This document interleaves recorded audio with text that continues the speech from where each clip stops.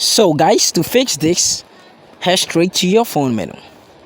Tap on 21 Blackjack app for some wow. So tap on it for some wow. Now tap on application details.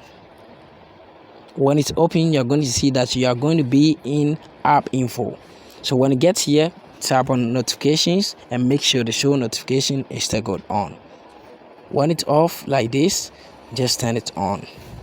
Now go back, tap on force stop, then I'll tap on OK.